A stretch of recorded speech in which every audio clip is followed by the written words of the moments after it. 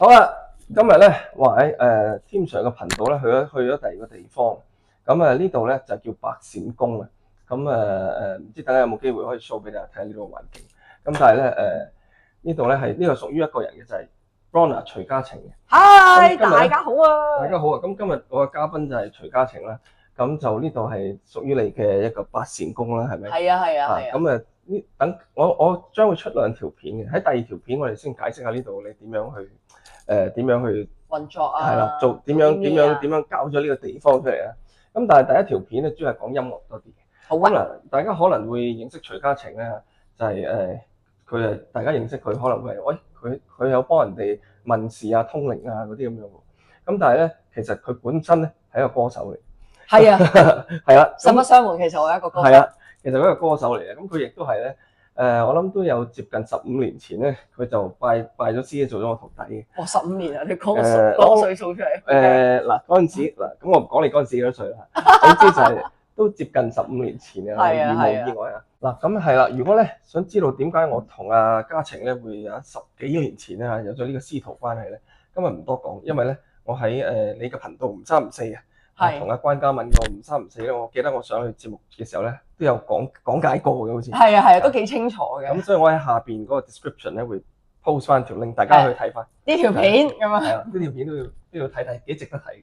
咁 anyway 啦，咁今日咧，首先就係我想講一講徐嘉晴咧，最近有一隻新歌咧，叫咩？你講啊，你10年伴侶。10年伴侶冇錯啦。咁呢隻歌咧，咁亦都係我咧幫阿嘉晴作曲嘅。咁作曲嘅咧係死叫咩？作詞係咪？作詞係楊希。好，我嚟咯。咁作詞咧就係楊希啦。咁呢隻歌咧係你最新嘅單曲喎。係啊。唔好講呢隻歌住。你咁耐以嚟出過幾多隻歌？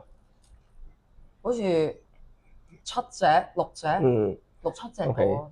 咁你記唔記得你第一隻歌出嘅時候咧嗰陣時？係幾多年前，同埋你嗰陣時嘅心情係點？第一隻歌出，你講正式出道嗰隻歌？出道嗰隻歌咯，係啊，真係大概係嘛？第一隻正式出到街嘅。哦，OK。係啦，咁就應該係2017年嘅10月出嘅。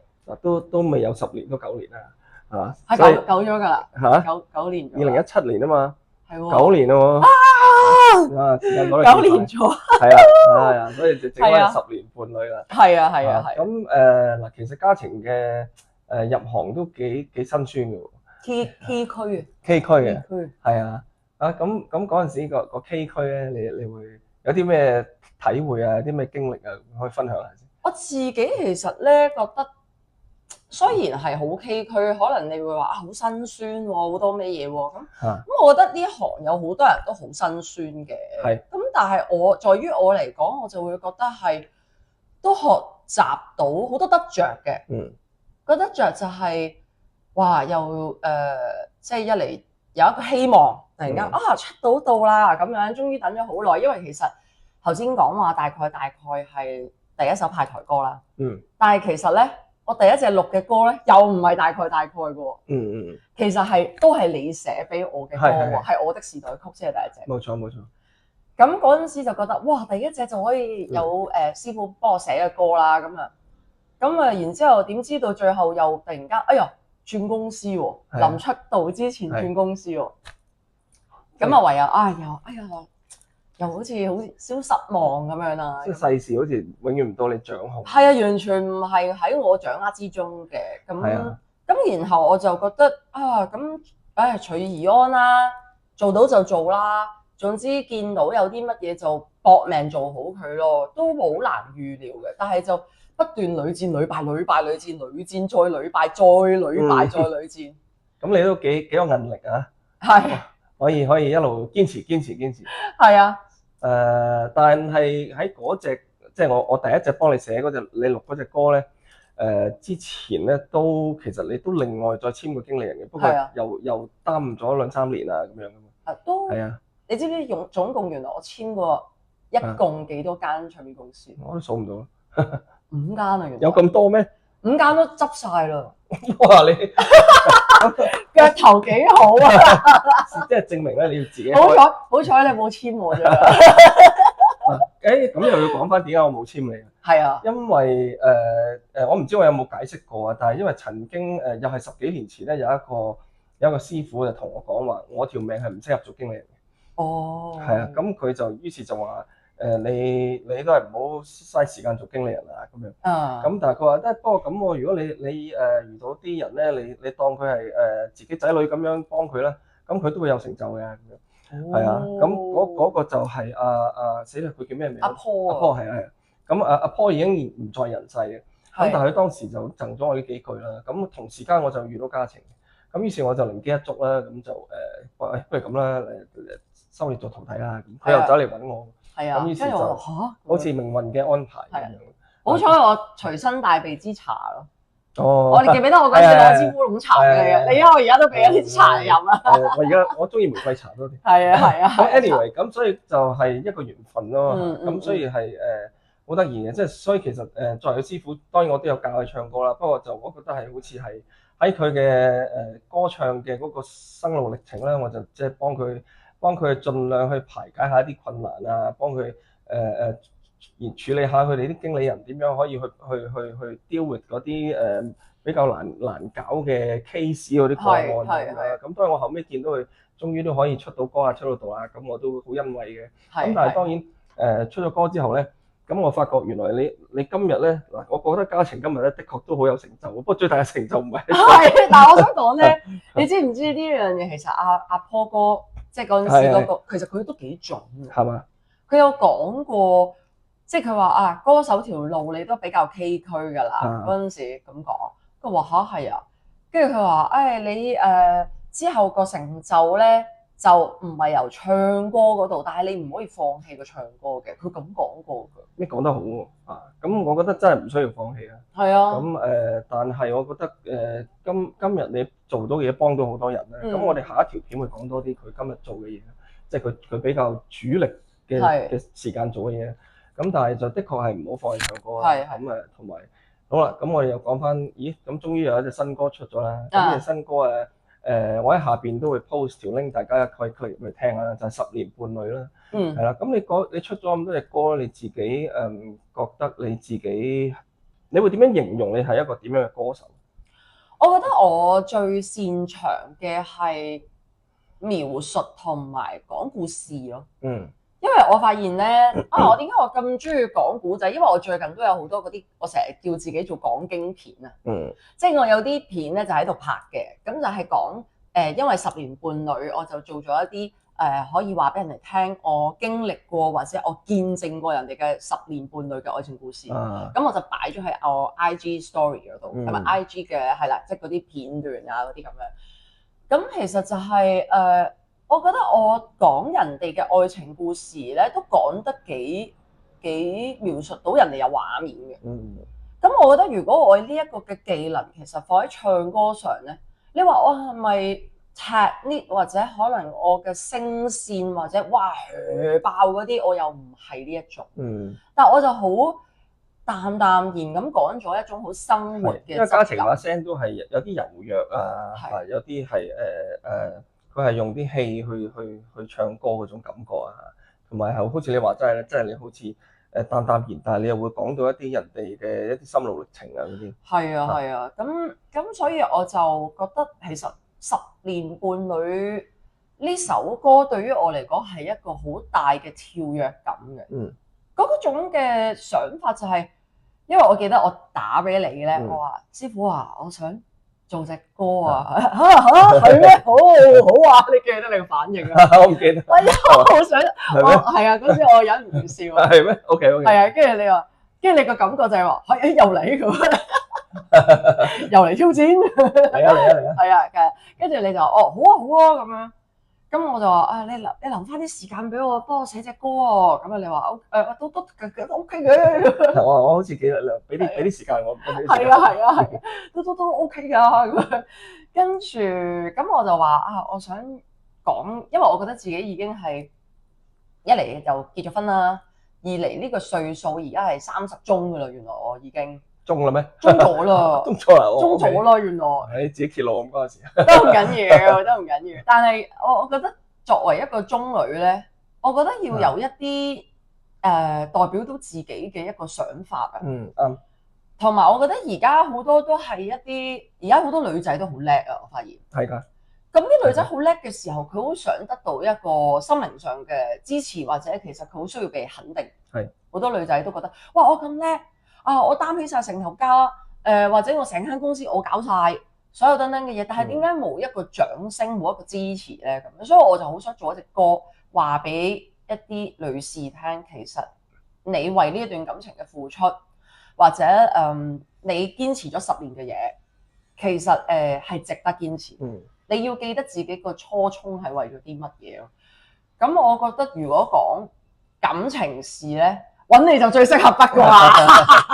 但係我唔係負責填詞嗰個嚟嘅。雖然咧我可以係用音樂去表達呢啲嘢。咁當然我自己我都即係我單身咗都10年8載㗎啦。咁雖然單身不寂寞嗰啲啦。咁但係咧就我都喺呢10年8載的確認識咗唔少嘅異性咧，係可以由即係其實7、8、9、10後都有嘅。咁但係好似你話齋，有啲真係過去10年、10幾年可能有一啲好 long term 嘅感情，或者係工作點啊，結果發覺一回首一看，咦，點解我仲係一條友嘅咧？點解我係啦？點解我仲未成家立室嘅咧？點解我想做阿媽？點解我都揾唔到個人同我生仔？我見大量呢啲人啊，同埋係大量係嗰啲唔覺意咧，就係又遇到嗰啲即係而家坊間咧好多啲咩咧，就係嗰啲結咗婚但係出嚟扮單身嗰啲。好多係大量啊！如果大家網上識人咧，要小心。真係好多。一係就話俾你聽我離咗婚啦，一係話俾你聽離緊婚啦，太多啊！結果咧就原來同佢沉咗船之後咧，就發覺原來對方係有家室嘅，所以呢啲真係要小心。咁所以可以好多女性，今日嘅女性好似你話齋而家好叻，好叻係啊，好叻。咁佢哋想揾嘅男人都想揾仲叻啲嘅男人，咁所以咧就變咗咧佢哋咧發覺好似。原來嗰班男人咧係好少數，大家好要爭。點知一個唔覺意咧，又會中招，又去咗結咗婚嘅男人。我見好多呢啲。因為而家有好多時候，以前可能男人話，我同我老婆就係離婚㗎啦，然之後就同個女人開始發生關係啊等等嘅嘢咧比較多嘅。但係呢個年代咧，我發現係女性發生比較多。即係我同我老公就係離婚㗎啦，咁樣，然之後就可能有幾個男朋友咁樣，好似好多呢啲情況發生。係啊，其實大家如果了解而家嗰個情況就係，其實好多時離婚咧，反而係女性提出。係啊，真係喎！以前係女人唔敢離婚。佢哋醒咗，覺得喂，我條命要自己主控，我嫁錯郎，我真係要自己去扭正翻我嘅生命。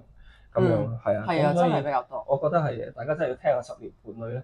去感受下你嘅嗱個歌詞係阿楊希啦，係咪？係。咁但係你同佢之間有冇你想表達啲乜嘢啊？其實咧好得意嘅，因為咧楊希又係同我合作過，由哇好早喎，我諗真係14天，再之前，係啦，就已經開始係楊希幫我寫詞嘅。咁直至到現在咧，我都幾專一嘅喎，即係現在都風雨不改。OK 啊，有火花。係啦，因為楊希係一個好快就會 get 到我講乜嘢，然後佢好快就會俾到一樣我想要嘅嘢俾我，即係包括唔三唔四嗰隻主題曲都係佢寫㗎。OK，係。係啊，咁所以今次我就係同佢講，我話我要講10年伴侶嘅，究竟到最後你會覺得自己我同咗呢個人10年啦，我為咗佢，我付出咗啲乜嘢？點解我而家叫佢山水喉啊，叫佢山雪櫃啊，叫佢擺翻好對鞋啊咁樣？點解都係要鬧先得嘅咧？點解唔可以自動自覺咧？咁樣即係有好多一啲好生活瑣碎嘅困到，就會爭吵啦，就會覺得好想同呢個人反台，係咪啊？即係好多我。即係點解你唔可以幫下手咧？咁樣即係有好多呢啲女士會有啲咁嘅想法。呢個故事咪教訓你唔好去改變一個人。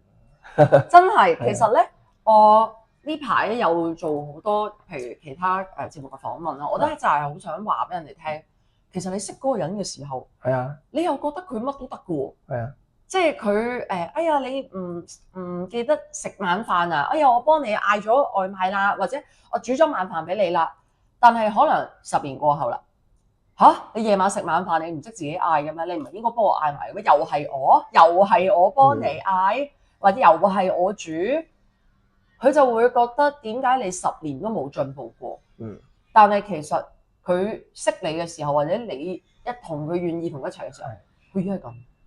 係啊，咁你自己揀噶嘛，你冇揀個人翻嚟再扭成你想要嗰個人咧，搞唔掂嘅呢個。因為有好多女人咧，本身咧呢個係其實係天性嚟嘅問題嚟㗎。女人嘅冇性冇愛咧，係會自不然好想照顧小孩嘅感覺嘅。呢個係天性，一去到過咗30就開始發生㗎啦呢啲事，所以就會好想呢個男人，哎呀寶寶嚟㗎，哎呀佢未着襪啊，未着鞋啊，拖鞋啊，飲水啊，食飯啊，全部你嘅生活所需咧，呢個女人都會好想管制你，因為佢有一種母愛開始發生出嚟。照顧同管制有兩樣嘢嚟嘅。分唔到嘅。分唔到㗎？唔係個個分到嘅。OK。譬如有啲唔係個個媽咪都識做媽咪㗎嘛，有啲媽咪可能會覺得。我管你，你一定要坐喺張台度食飯，就叫做對你好啦。有啲媽咪就係嗱，我擺咗喺度，你食唔食？好啦，咁啊幾點鐘？我要收起㗎啦，我唔理你㗎啦。咁有唔同嘅管制方法，外國人嘅教育方法同香港人嘅教育方法又唔一樣。你見到好多細路仔突然間喺地下度爬咧，但係嗰啲外國嗰啲父母係so cute 咁樣，即係冇嘢㗎嘛，係咪？咁所以其實你嘅伴侶一樣，當呢個女人越嚟越長大嘅時候。佢就會好想揾啲嘢管啊！公司嘅人管唔到，我嘅生活、我嘅朋友、我個妝容管唔到，我就要開始揾個男人嚟管，我要揾個男人嚟操控，好容易發生。係咪個個女人都咁中意管人嘅？真係好少人會諗得通嘅。咁你自己諗唔諗得通？咁我又諗得幾通，係嘛？係啊，即係你好，我好通，由得你老公阿倫就由佢自由發揮咁樣。你留長頭髮啦。中意點就點啦。係啊，真係㗎，即係譬如佢有時可能佢剪片剪到好忘我嘅狀態，佢唔能夠即係好似人哋做音樂咁啫嘛。係幾日幾夜，可能韞喺個 band 房度。喂，你突然間叫佢，我約咗你食飯啊，我今日放假，咁佢咪要抽身咯。係，但係你再 reboot 翻好似溫機咁樣，你要重新 reboot 翻，好難㗎喎，嗰個創作入邊。係，我係唔理佢㗎。咁你好好啊，你會識得咁樣體諒佢啊，你會設身處地即係會知道佢個。你知唔知點解啊？點解？因為佢針錯手指啦。所以喺呢個框框裏邊，你點玩都得。係嘅，即係我覺得忠誠好緊要嘅，但係我就係知道其實你都係喺屋企㗎啦，一係喺 office 㗎啦，一係你都係為咗做嘢而出去，可能有啲應酬啊，或者要出去見客啊咁樣。你咪出去咯，咁但係我相信我同得你一齊，我就會相信你唔會偷食啦，你唔會無啦啦走去辣人哋啦，咁我加上我自己對自己好有自信，咪要㗎，真係㗎，我真係覺得自己對自己有自信，係啊，唔需要咁多不安全感咯，太多不安全感係做人真係唔好做法啦。係啊，所以點解會想做，即係點解會想打俾師傅你？我想做10年半啊呢隻歌啊，我想寫一隻歌關於呢一種感覺。我記得開頭係我形容俾你聽咧，因為我嗰陣時我諗點解話俾你聽我想做咩 feel 咧咁樣，形容都係一個幾難度高嘅嘢嚟嘅。我就話好似一個風箏，你掹住放手又唔係，想扯住又唔係，大力得滯大風又唔得喎，你又要放緊少少，我就係要呢種感覺。嗰10年伴侶你就好快 get 到，跟住我哋都冇乜改過。係啊，直接就係咁。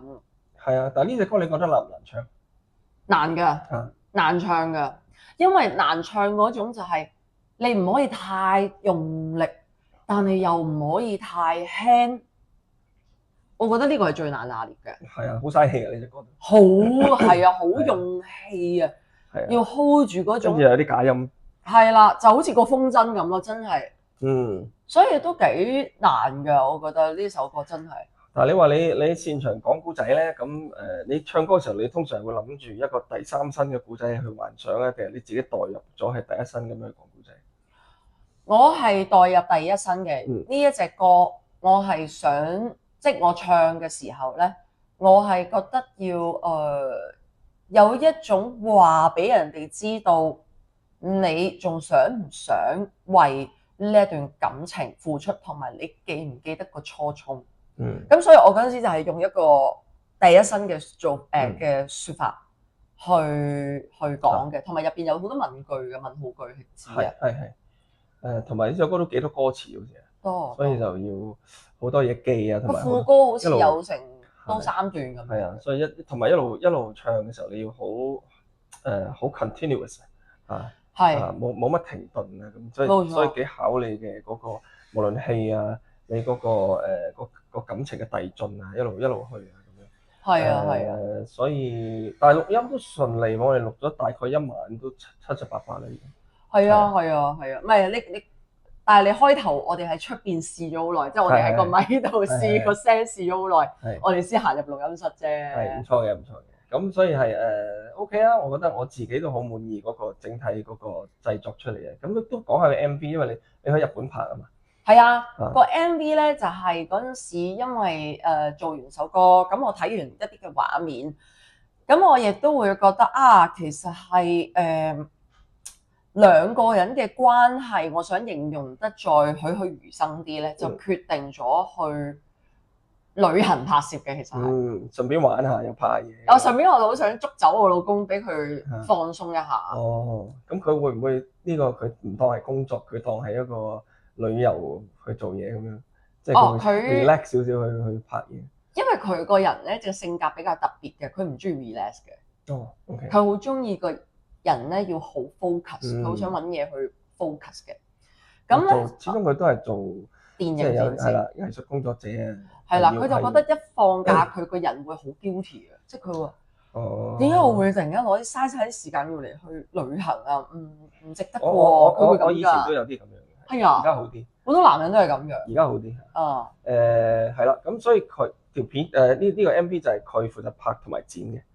佢唔係拍，佢係監製咯。佢監製同埋剪接咯。剪接。咁就導演咧就揾咗一個叫做 Pixel Ivan 嘅一個男仔，係啦，佢又係幫好多人拍過 MV 嘅。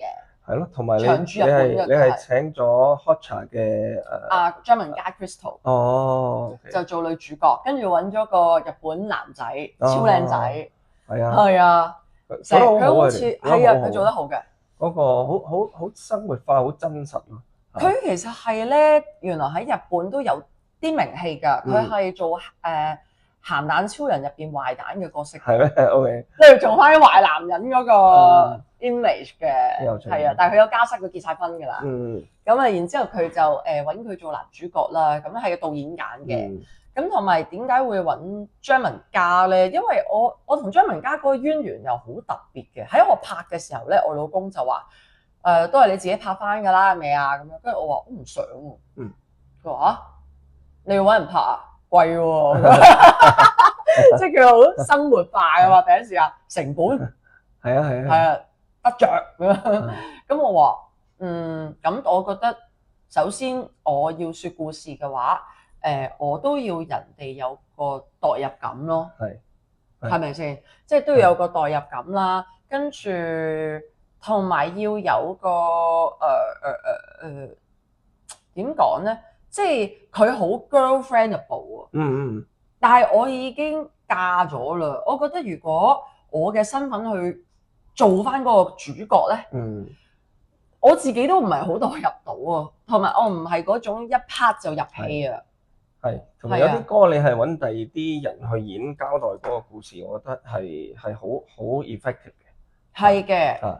你做翻你嘅歌手身份就已經搞掂，但係你有啲畫面係你哋都好似有啲交替嘅咁樣，有冇啊？有，其實就係眼神交替嚟嘅啫。因為我譬如可能佢行過呢個火車路軌，係 OK， 佢行過呢個火車路軌，跟住咧我就喺呢個路軌度嘅逆線望翻佢，但係我哋兩個係分開兩個日子嘅拍嘅。係啦，咁就係我望過去嘅時候，佢有一個眼神要望過去，咁我就同佢好似係一個我話俾佢聽。你嘅故事，我講緊張文嘉呢個人喺呢個日本嘅故事嘅愛情故事咁樣。係，佢做得好好。係啊，真係睇到我都覺得好成件事，我覺得好入到嗰個古仔世界嚇，做得好。係啊，咁所以呢首歌大家要即刻 click 入去聽下睇下個 MV，同埋睇下頭先佢講啲咁仔細嘅嘢，留唔留意到？係啦。好啦，咁呢首10年伴侶希望唔使再等10年，有個20年伴侶。好啦，好仲有第二條片嘅喎，我會過多1個禮拜到就出第二條片，就講我哋有第二個話題嘅記得留意下一集啦。好，拜拜。拜拜。